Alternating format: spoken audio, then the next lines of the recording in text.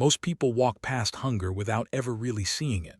A boy asking for leftovers, a tired mother sitting on a corner, it all fades into the background noise of city life.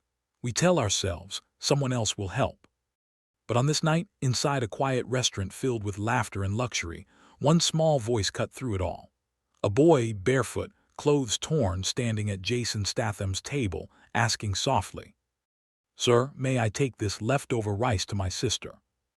And what Jason did next left the entire room in stunned silence. Before we continue, thank you so much for watching. If you're enjoying these heartfelt stories, make sure to give this video a thumbs up. It really helps more people find it.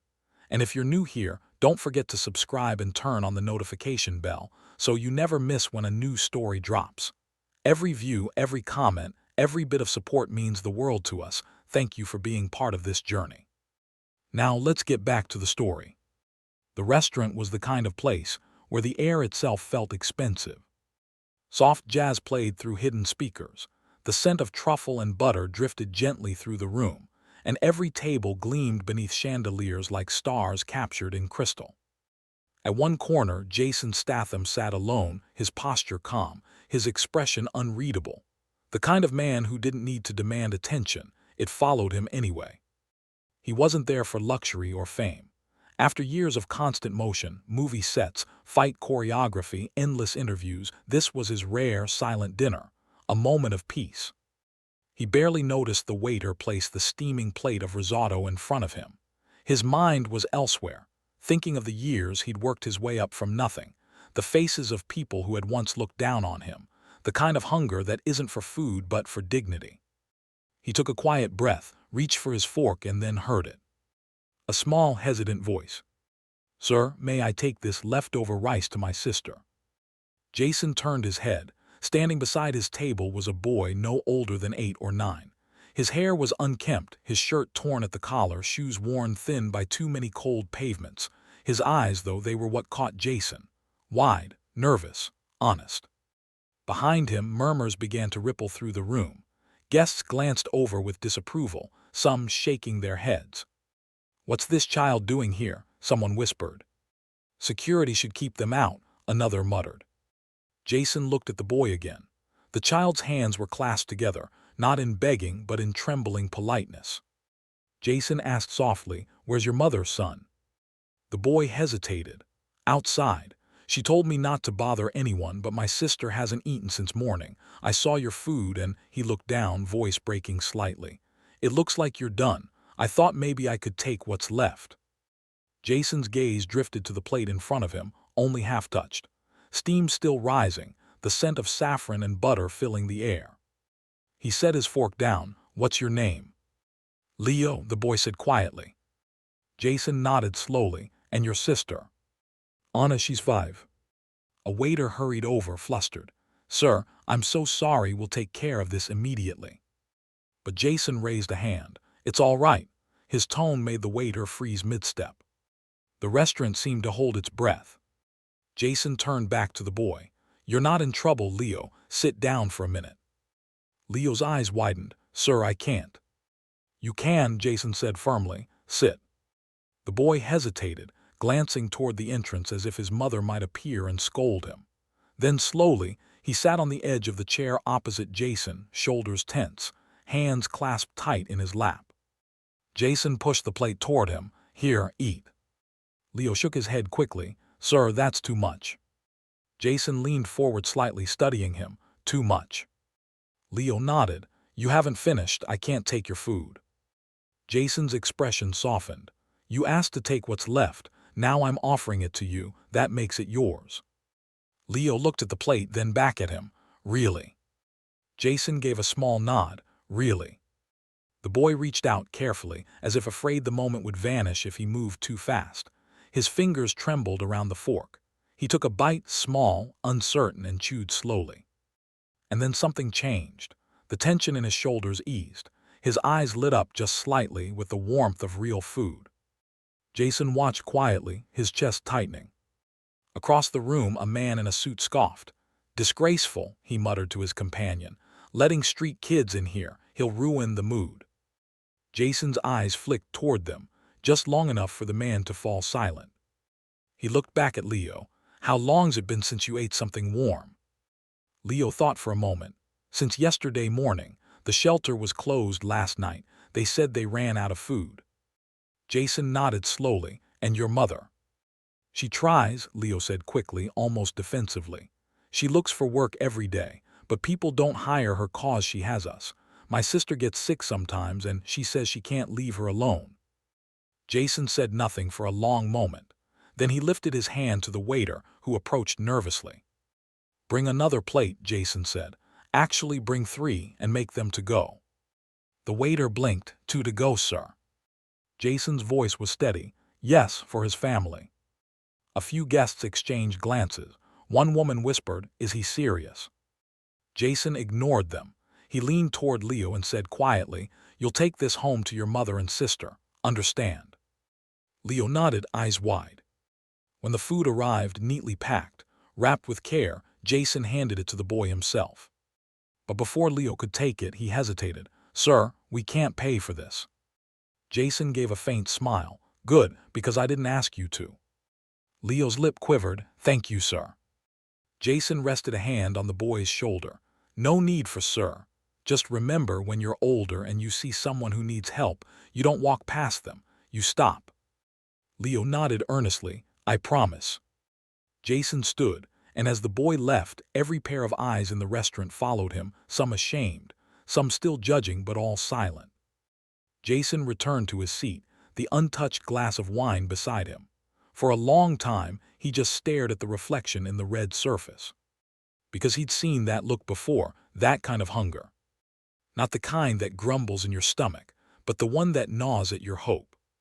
Outside, Leo ran through the drizzle toward the alley where his mother sat with his sister under a broken umbrella. When she saw the food in his hands, her eyes filled with tears. "Leo, where did you get that?" He smiled proudly. "A man gave it to me, said to tell you hi." She froze. "What man?" Leo turned and pointed toward the warm glow of the restaurant. "Him."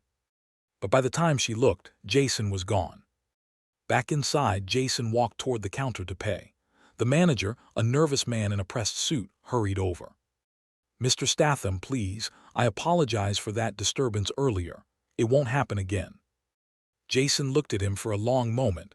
"I hope not." The manager swallowed hard. "Should I call security next time something like that happens?" Jason's voice was calm but sharp. "Next time, you bring the kid food before anyone has to ask. That's how you handle it."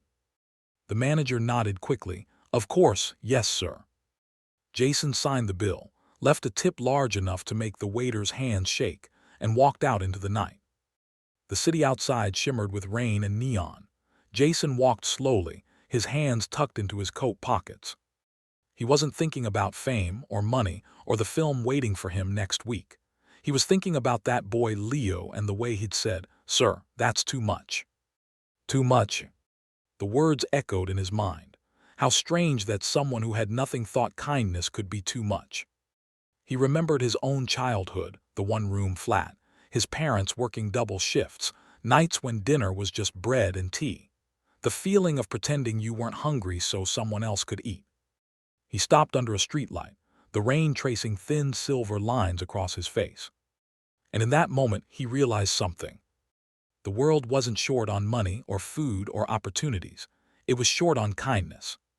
The kind of kindness that didn't need a camera or an audience. The kind that came quietly, from one human heart to another. Jason turned up his collar and started walking again. Somewhere behind him, the city went on, the rich laughing behind glass, the poor searching for warmth. But in one small corner, a little boy and his family were eating a hot meal because someone had stopped long enough to care. And that, he thought, was enough. That night, Leo's mother tucked him and Anna into their thin blankets. The food had filled them, but it was something else, something invisible, that warmed her most. Hope. She kissed her son's forehead. "What was the man's name, Leo?" Leo yawned. "He didn't say, just told me to help people when I'm older." She smiled softly. "Then that's what we'll do." Outside, the rain eased. The city lights shimmered like stars reflected in puddles. And somewhere in that city, Jason Statham walked on, quietly, unaware that one small act had already changed the shape of a boy's heart, and maybe his future. A few weeks passed. Things went back to the way they were. People still hurried past one another, lost in phones, deadlines, and noise. The world moved fast, forgetting easily. But some moments don't fade. Some stay quietly alive, replaying in the back of your mind, a single voice, a small gesture, a look you can't quite shake. For Jason, that night at the restaurant was one of those moments. He'd been on film sets again, throwing punches, crashing cars, saving lives on screen. But every night when the lights went down, his mind wandered back to a boy named Leo, to the way he'd stood there, too polite to take a plate of food he desperately needed. "Sir, that's too much." Those words kept echoing. He'd met powerful men, ruthless ones, and the greedy kind who thought more was never enough. But that night, a starving boy had taught him humility. So one cold morning, after another long shoot, Jason called his driver. "Take me back to that restaurant," he said. The driver frowned in the mirror. "The one downtown, sir." Jason nodded. "Yeah, the one where I met the kid." The man didn't ask questions. He knew that tone, the kind that didn't invite them. The restaurant was quieter in daylight. Without candlelight and chatter, it looked smaller, almost ordinary. The manager nearly tripped over himself when he saw Jason walk in. "Mr. Statham, what a surprise. Would you like your usual table?" Jason shook his head. "No, I came to ask about that boy, the one who came in a few weeks ago." The man blinked. "Boy." Jason's jaw tightened. "About 9 years old, brown hair, came in asking for leftovers. I gave him some food." Recognition flickered across the manager's face. "Oh, yes, I remember, the one from that night." Jason leaned forward. "You ever see him again?" The manager hesitated. "No, sir, but one of the delivery boys said he's seen a woman and 2 kids near the underpass off 12th Street. Could be them." Jason nodded once. "Thanks." He slid a few bills across the counter, enough to make the man's eyes widen. "If they ever come here again, feed them. Don't ask questions." He turned and walked out. The underpass was cold, gray, and smelled faintly of damp concrete and gasoline. Cars roared overhead, shaking the metal beams like thunder. Jason walked slowly, scanning faces, families bundled under blankets, men huddled over burning trash cans, kids too young to understand what homeless meant. Then he saw her. A woman sitting against the wall, her arms wrapped protectively around 2 sleeping children. The boy's face was half hidden beneath a threadbare jacket, but Jason knew those eyes the moment they opened. "Leo." The boy blinked, squinting into the dim light. "Sir." Jason crouched down, his voice soft. "You remember me?" Leo nodded slowly. "You're the man from the restaurant." Jason smiled faintly. "Yeah, I came to see how you're doing." The woman stirred awake, startled. "Leo, who is?" She froze when she recognized Jason. Her voice caught. "Oh my God, you're—" Jason held up a hand gently. "Doesn't matter who I am. You're his mother." She nodded, embarrassed. "I'm sorry, he shouldn't have bothered you before. I told him not to." "He didn't bother me," Jason interrupted. "He helped me remember something important." She looked at him, confused. Jason glanced at their worn blankets, the cracked thermos beside them, the way the little girl clutched a ragged doll in her sleep. "How long have you been out here?" "Too long," she admitted quietly. "I clean houses when I can, but work's been slow." She bit her lip. "We lost the shelter spot last week. It's been hard." Jason stood. "Come on." She blinked. "What?" "Get up, you and the kids." Her brow furrowed. "Where are we going?" "Somewhere warm." She hesitated. "Sir, I can't." Jason's voice softened, but it left no room for refusal. "You can. Let's go." They followed him out, the boy clutching his sister's hand. Jason's driver stepped out, opening the car door with a puzzled look. Jason simply said, "We've got guests." The ride was quiet at first. Leo watched the city pass by, the tall glass buildings, the people walking fast under umbrellas, the restaurants with warm lights behind their windows. After a while, Jason spoke. "You said your sister's name is Anna, right?" Leo nodded. Jason smiled faintly. "Pretty name." "She likes to draw," Leo said proudly. "She draws houses. She says one day we'll have one with a blue door. Jason's chest tightened. Then we'll make sure she does. They arrived at a modest inn on the edge of town. Nothing fancy, but clean, warm, and safe. Jason paid for 2 rooms up front. The woman protested, "Sir, we can't accept." Jason turned to her. "You can and you will." Her eyes welled up. "Why are you helping us?" He hesitated, searching for the right words.